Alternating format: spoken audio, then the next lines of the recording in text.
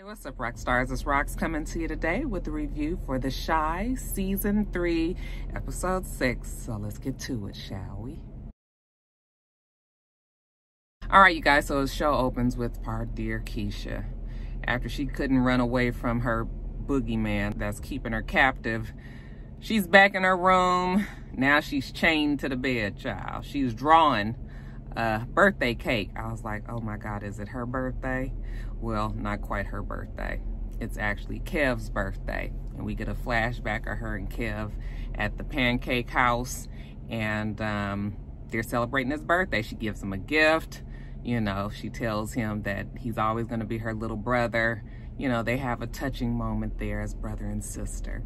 And then the other people join them to sing happy birthday to him with a stack of pancakes with the candles. That has become the tradition. But she won't be able to celebrate the tradition today because she's with this lunatic in this basement. He comes in there, snaps at her, points, okay, and she just gets up, she's crying, and she sits in between his legs, and then he has her lean back, and he is again brushing her hair. He's so creepy, you guys. He plays a creep so well. You know, he's all, that's all right. I'm gonna take care of you. You know, and he's brushing her hair ever so gently while she's crying. Of course, he's shushing her, and she's crying quietly. There's a knock at the door. You know, they both stop and look, but he's gonna ignore this knock. But it keeps on going. And damn it, you interrupting his Keisha kidnapper time, you know. So he was just like, I'll be right back. So he goes to the door, and it's Ronnie. Now, out of all of the houses in Chicago, for some reason, because maybe Ronnie's clairvoyant, he was able to figure out exactly where the screams came from as he walked down the street. And of course, they had to be Keisha screams, right? Okay, so anyway, he goes over to the guy's house, rings the doorbell. The man answers, can I help you? I know this is gonna sound strange, but I heard screaming the other night. The guy was like, oh yeah, my wife said she heard the same thing. He asked Ronnie, how long has he been around, you know, to hear these screams? And Ronnie says, not too long. Then Ronnie asks him, can he use his bathroom? Now, who do we just go to somebody's house, have 4 sentences of conversation, and all of a sudden you ask him to use his bathroom?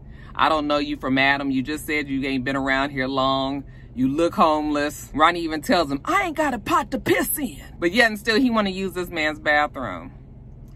Now, I'm looking at Keisha like, girl, you better scream, because if you're going to die, you might as well go out fighting. Okay, but I mean, I guess it is a little bit understandable. She's afraid, so she's not screaming down there right now anyway. Okay, but then the guy, I guess he doesn't want to raise any eyebrows. He lets Ronnie in. Now, Ronnie walk into place like he casing the joint. Okay, looking all around. Oh, you know, over here, over there. I was just like, really? I mean, is this how you... I mean, you homeless. This man let you in his house. You looking all over the man. I'm surprised the man didn't be like, nah, man, I don't think this is going to work out. But Ronnie's all looking around, listening and shit. I said, Ronnie, you gonna get your ass killed up in there. But the man tells him that the bathroom is upstairs. So he goes upstairs. I guess the man is more comfortable with him getting further away from the basement. So Ronnie goes upstairs as if this man just gonna have Keisha chained up in the bedroom somewhere. You know, he walking all down the hallways, eyes like 2 big golf balls. He goes to the bathroom. Now, as soon as he get in the bathroom, old boy downstairs turns up the TV so that, you know, any screams that come from Keisha, which they do, now she decides to scream. Of course, Ronnie is upstairs. He can't hear it. He's flushing the toilet. The TV is blasting. The kidnapper also thought to turn on the tea kettle. So when Ronnie comes down the stairs, you know, you can faintly hear Keisha scream. And then Ronnie was like, did you hear that? Yes, fool, he heard it. It's his house.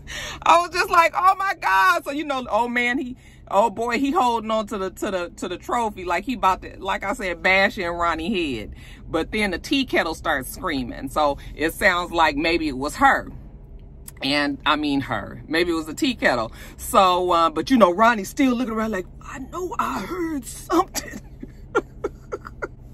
I was like, who wrote this scene? Oh my God, you guys told me last week that I just need to learn how to just enjoy the show for entertainment purposes and stop trying to be so technical. I said, oh, look at it like it was Love and Hip Hop. Oh, okay. If that's all you had to do was tell me. Now I won't be all over them about this fool of fucking niggatry. Okay, so let me just switch gears. So while the teapot is screaming, Ronnie lets it go. And kidnapper lets go of the trophy, okay? Ronnie lives to see another day. Now, of course, kidnapper is upset. Okay, he got to go back down there and deal with Keisha. He go in there, he said, you just determined to not act right, huh? You tried to break out of here the other night after I done been so good to you, and now you doing all this damn screaming. You just can't be right for daddy. Then he gives her a story about his first crush. Okay, this girl that he liked that actually looked just like Keisha, had natural hair, wore her hair, you know, big and free like Keisha does. And one day he told her that he liked her. And she told him that she don't like weird men like him. She likes the football player. So after that, oh, she was a slut. All right. And then she started giving it up to all of the niggas in the school. And, you know, he tried to help her at the beginning, but she ain't want to listen. Now she old and fat and let him tell it got a whole bunch of kids. Weird, creepy kidnapper could not save her, but he can save you. And you know how he gonna do that? By cutting off some of that free mane that Keisha has. Maybe that'll get her some act right. So he's cutting her hair. And I was just like, Lord, is somebody gonna get this child up out of there? After that whole little scene, I'm supposing that Keisha ain't really trying to deal with him no more. She ain't eating when he's feeding her, and he was just like, you gonna have to eat something for daddy. Okay, this ain't good. You sitting up here starving yourself to death. Keisha gave him an internal fuck you. I'm not eating nothing from you, you old weird man. If you're gonna keep me in here, then you might as well kill me. I mean, that's not what she said, but that's probably how she's feeling by now. But what she does say is that, you know, since you're trying to take care of me so well, can I ask you for something? Oh, Keisha has a favor. Would that be let me go, please? No, not that one. Okay, maybe something else. Now we see Nina and Dre. You know, Dre is still trying to be the supportive wife to Nina and be there for her. She has an emotional moment, but it's Kev's birthday. So when Kev comes in the room, she hurries up and hops to it. You know, she doesn't want Kev to see her crying. And she tells him, look, tonight you're going to come on back to the house and we're going to have, have dinner here. And he was like, yeah, I don't really want to do that. And me and Jake and Papa already got plans. And she was like, you don't want to spend it with us? And he was like, not really. And they were like, why don't you just come here first and then let us have dinner and then you can go be on your way.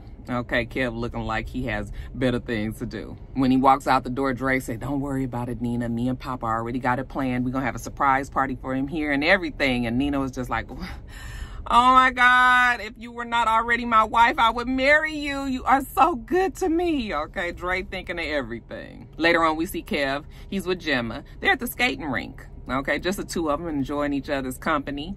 And when they sit down, he's like, damn, where is Papa and Jake? They supposed to meet us here and they ain't got there yet, you know? And she was just like, well, I can invite some of my friends if you don't mind. And he said, yeah, fine. Okay, but you know, somebody else's friends ain't your friends. And then of course, Gemma's friends really ain't Kev's friends. So when she texts them and tell them to come by, they were like, okay, sure. Kev goes on and texts Jake and Papa like, can you guys hurry up? Like she done already invited her weird friends. Ain't nobody really trying to do this on their birthday. I said, ooh, you better not let her see that. You're gonna be in trouble. Now, let's jump on over to Tiff and Emmett. So we see them, they knocking on some door. She's all like, don't get in here and fuck up, okay? Just be quiet and let me handle it. I thought maybe they were looking for an apartment, but no, they're not looking for an apartment. They're actually going to the weed distribution place, okay? And then when they get inside, it's real nice, you know, got a lot of security around there, but they got all of the shit, I guess, that Tiffany sells. And, you know, she's going to get her order in. While she's over there talking to the girl telling her about some new shit that they got, you know, Emmett is looking around, clunking around and shit, you know, almost knocking stuff over, you know, even when she said, get in there and don't say nothing, he comes over there to where she is and he starts to make a stink about the fact that they need to cut Tiff a discount. Okay, Emmett, forever the hustler and businessman, you know, she's doing all of this distribution for them and, you know, she ain't getting no break on it. And the lady was just like, yeah, we don't give discounts. And then, you know, he starts getting loud and then the security got to come over like, is there a problem? You know, the girl was like, what's up with your boy? You know, Tiffany was like, shut up. And he was like, can I speak to the manager? Well, then out walks Kev's cousin, not Kev's. Brandon's cousin. You guys remember him, the dark-skinned guy with the dreadlocks? I've always thought that he looked like a girl, you know? But I don't know if it's the big high cheekbones and something about his look. He just looks he looks like a girl to me. But anyway, he comes out and Emmett was like, hey, I didn't know you worked here. And he was just like, yeah, I don't work here. I own the place. Okay, remember he was always talking to Brandon about different business opportunities. Didn't think that he would go the weed route though. But I guess whatever is, you know, whatever makes money. And we know weed makes money. Because Emmett is his old friend, he brings him back in the back. And, you know, cousin is just talking to him, telling him how he had to quit his corporate job and whatnots. Because this was going to be more lucrative. You know, the cubicle is hell. Okay, so and Emmett agrees because, you know, Emmett is forever the hustler, like I said. So anyway, they talking. Cousin lets him share some of his personal stash, you know, some good ass shit right there. And Emmett was like, well, you know what, since you got this, why don't you let my girl sell this your premium shit, okay? And you know, she get a certain cut of it. He works out a deal. First, the cousin was just like, are you trying to hustle me? No, we're not trying to hustle you. This is just business, okay? And after the cousin thinks about it for a minute, he was just like, okay, we can try that. Now, at first, Tiffany was mad at him, but you know what? She was just like, okay, Imogen done made a good deal for her. They toast up, you know, him with the 2 light skins that he calls them, and then he gives them some hot kombucha. All right, so when they leave out of there, Tiff was like, you always got to be doing something. Like, I told you to be quiet. And he was like, why you want me to be quiet? You know, I'm just trying to help you. You know, get the business deals, get the money rolling in and everything. But she was just like, every time you try to help, we end up in trouble. Okay, she ain't really trying to go to jail. She's not legal yet. She's still hustling on the street. That's her. She ain't got the main, you know, she ain't got the shit like how cousin do. So just don't fuck it up for her, please. But Emmett says, don't you worry about it, I got you. So we see Tiff and Emmett. She's still working on her day. She going to make a delivery with the, I guess fortune teller is not the word I should, oh, tarot card reader. Tarot card reader, and get my words together. The lady started giving her some story about how she ain't got no money. She had to spend her last money on this, and you know, she really do need this weed, and hopefully, you know, she can have it today. And Tiffany was like, okay, well, you know, you can just pay me when you get the money. The lady was like, now, you know, I don't like having no debt. Okay, how about I do a reading for you instead? And, you know, Emmett was like, no, we would rather take the money. But Tiff was like, no, we'll go in and do the reading. Okay, let me handle this. This is one of her longtime customers. So the lady starts pulling, having Tiff pull a card. And, you know, she's telling like, oh, this card means you guys are lovers. You know, oh, this card means that there's trouble in the future. There's some dangers rising. Okay, your love is going to be tested. And Tiff was like, Tiff is mad at him. And he was just like, I ain't done nothing yet. Okay, she was like, yet. The lady says there's some forces that's going against you in the world, talking to Tiff. And Tiff was like, is the force some bitch? Okay, looks at him and like, what's her name? And he says, it's not nobody. No names, ain't no forces, you know, like this ain't even real. Like he wants to go now. And the lady says, well, your dick is the problem, okay? Her pussy is never going to be enough to satisfy you. And I was just like, why you gotta say dick and pussy all nasty like that? Like, I didn't like that. Like, I don't want my tarot reader saying stuff like that to me. Shit. By the time they leave there, of course, Tiff is mad. You know, he's like, you mad at me for something that I didn't even do. She was just like, Emmett, you better not be fucking around on me. And he promises her that he isn't. Because as of right now, he is not. Even though him and old Lala been over there flirting away. But anyway, she done had enough of this. You need to find a job. I don't need you going with me on my job during the day. Okay? So now he done got fired from job number 2. Go find something else to do, Emmett. Now, jumping over to Trig, we see him at the house. Why he always got a gun? I mean, is somebody after him? Why does he always feel like he needs to be on the lookout? Like, maybe I'm forgetting something. Or maybe it's because he went and had that big gun thing. He pulled the gun on old boy house down there. I mean, maybe that's why. But anyway, somebody knocks at the door. And he goes and looks out the window, and then he lets the door open, and it's Jake. When Jake comes in, Trig is all like, well, where's the stash? And Jake was like, what stash? The stash that Reggie said he had. Reggie said it was, you know, money in the wall somewhere, $50,000. And Jake was like, Reggie ain't had no $50,000 damn dollars. He was always broke. He was like, no. He said that it was, I'm telling you that when I lived with him, he ain't had no $50,000 in no damn wall. At least as far as Jake is concerned, he didn't. But is this why you call me over here? Can I go? We giving Kev a surprise birthday party for his, tonight. And then Trig gonna say, y'all so spoiled. When I was your age, I was just happy to be alive. I said, nigga, why you got to be hating on these kids' good time? Okay, they spoiled because they get a birthday party? What is wrong with Trig?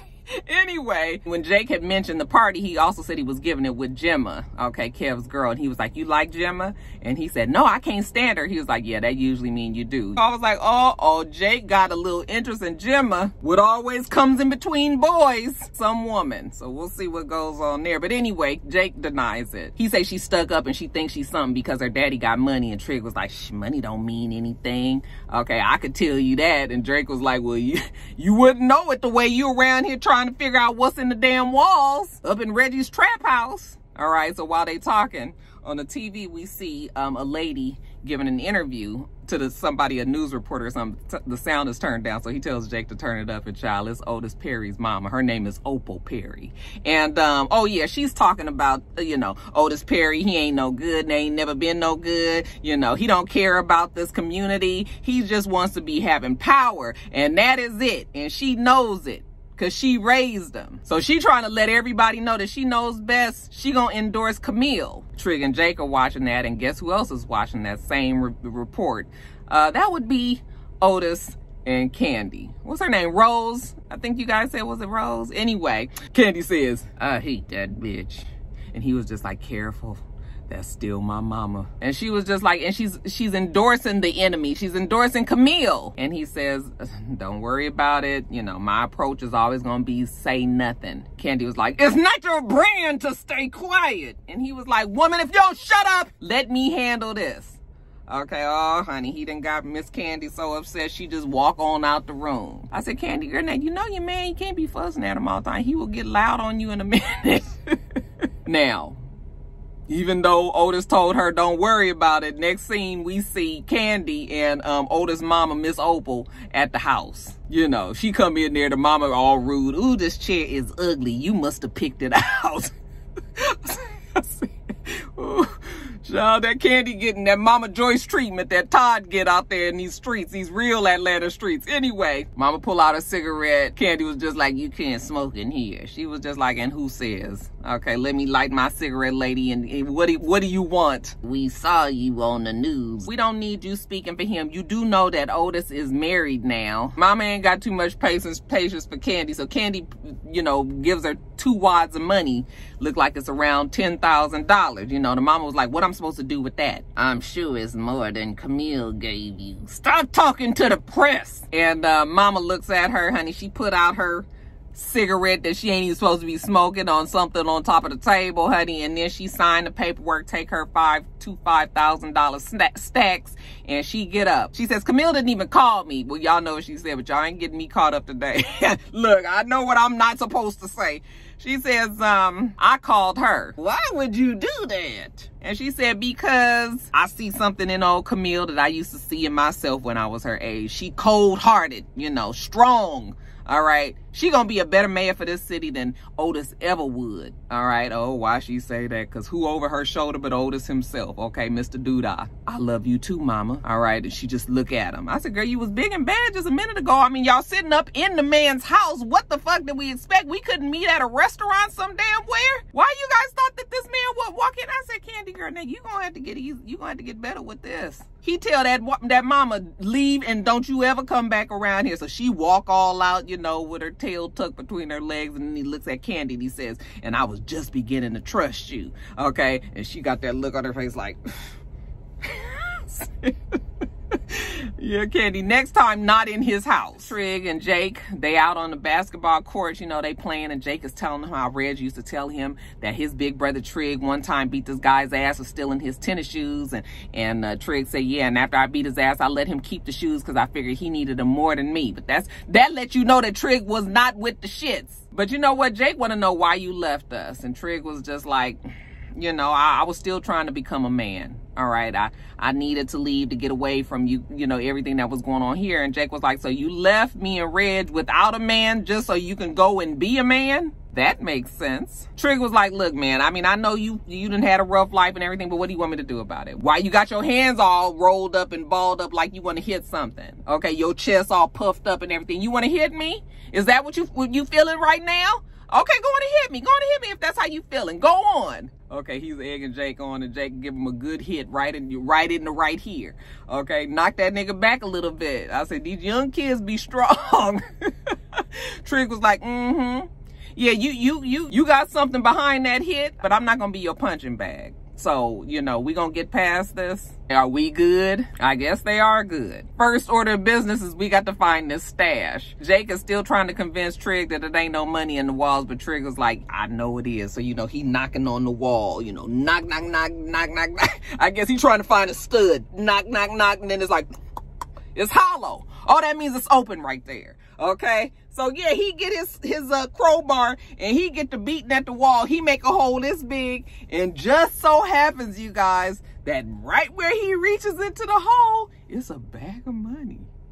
I said, well, it couldn't have been no better if you had a map. He pulls out the bag and he throws it to Jake. It was just like, see, I told you. His spidey senses was able to figure out exactly where that money was. But they ain't got time to celebrate because then we hear somebody coming. Trig was like, come on, get the money. You know, we got to get out of here. You can hear the person approaching. And as soon as they come around that corner, honey, Trig swing the crowbar and hit old boy in the head, knock him out, then beat the hell out of him. I guess he kills him. And Jake was like, that's Doodah's boy. Trig said, yeah, he been following us for the longest. I was just surprised that Jake wasn't as afraid as he was when he saw Doodah do what he did.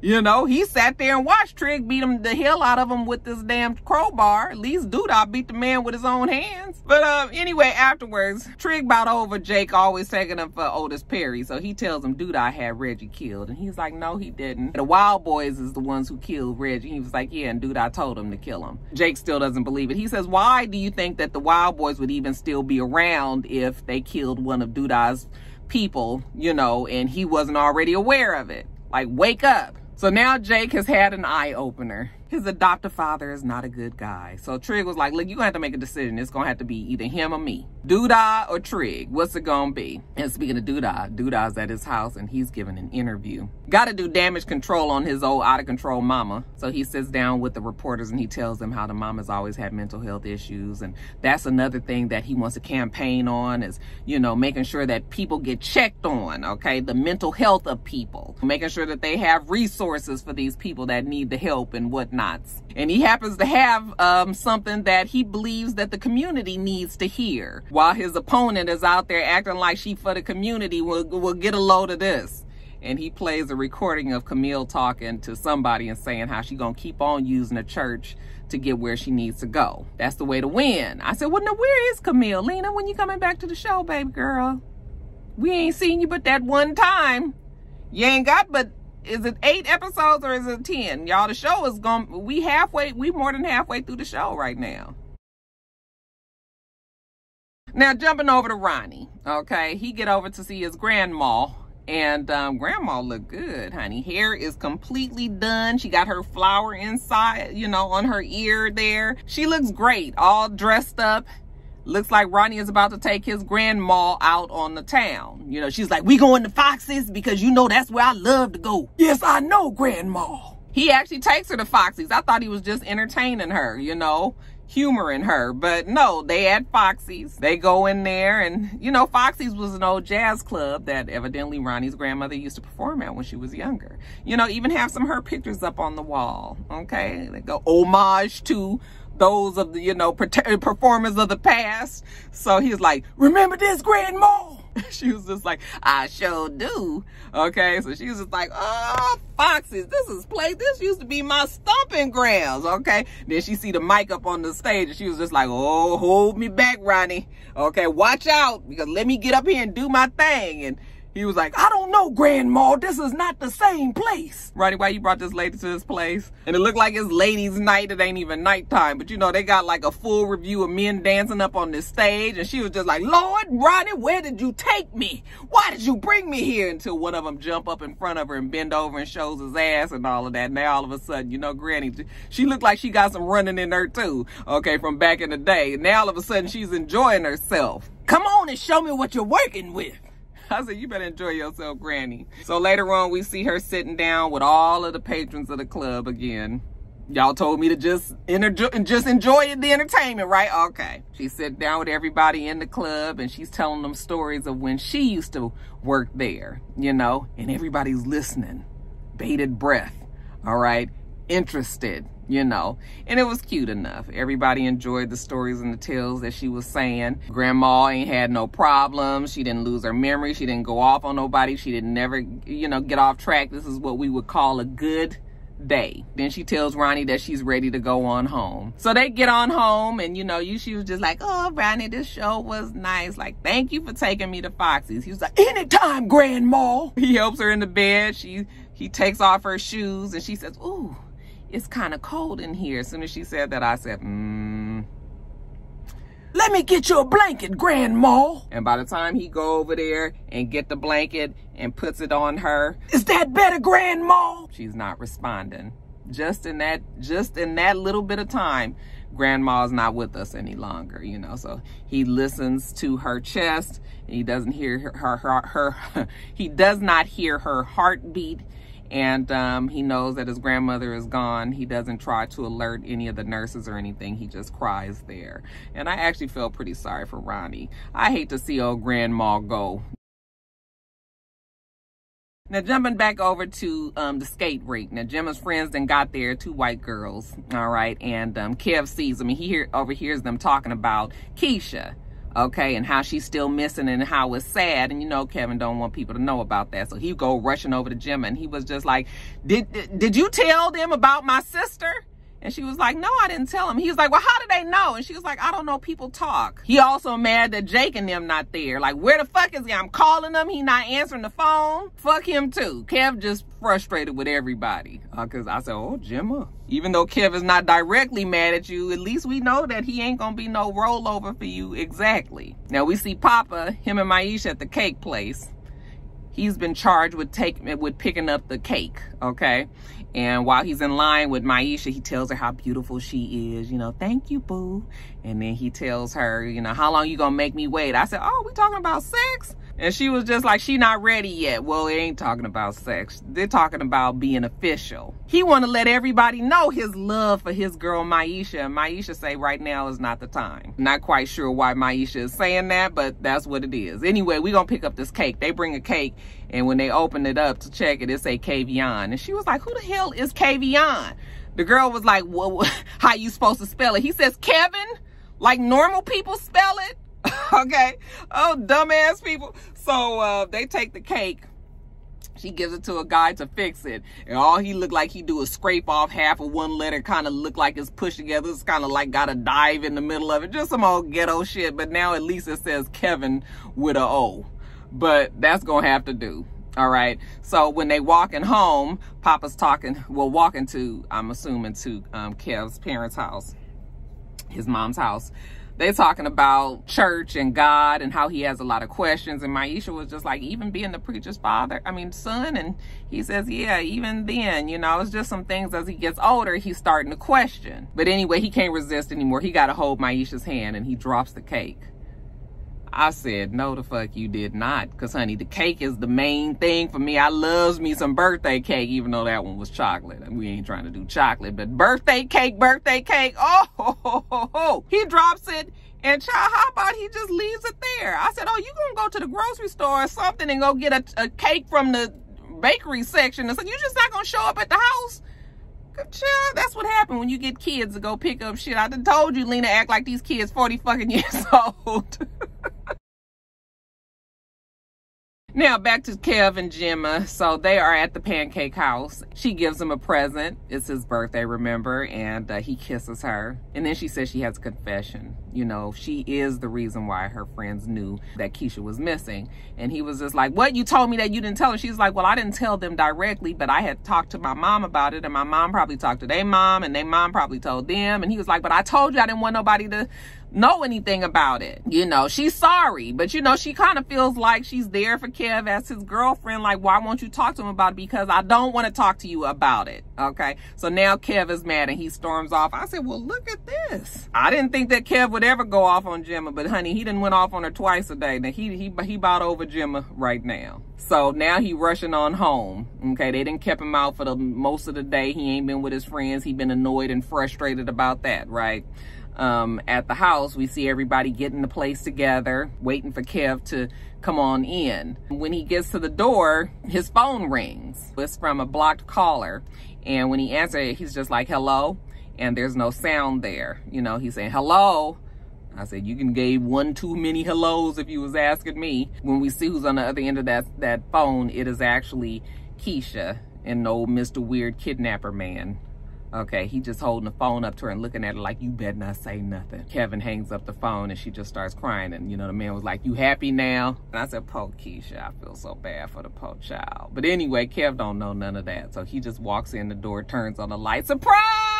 You know, all his friends there, everybody from the neighborhood, everybody's giving him his gifts. You know, they dance and they having a good time, you know, and then his mom gives him a big stack of pancakes with his birthday candles on the top. He was like, you remembered. She was just like, now what kind of mother would I be if I didn't remember? She puts the stack in front of Kevin and she says, make a wish. And we know what his wish is, I'm sure. And then he blows him out. And that's the end of the episode. All right, Roxstars, that is it. Let me get on. I got to do P-Valley. Let me get to that. Make sure that you rate, comment, and subscribe to the channel. I'm itsrox. The channel is for itsrox, and everything else I do will be in the bottom bar. All right, all right. I hope you have a wonderful, wonderful rest of your day, and I plan on doing the same. Till next time, Roxstars. Bye.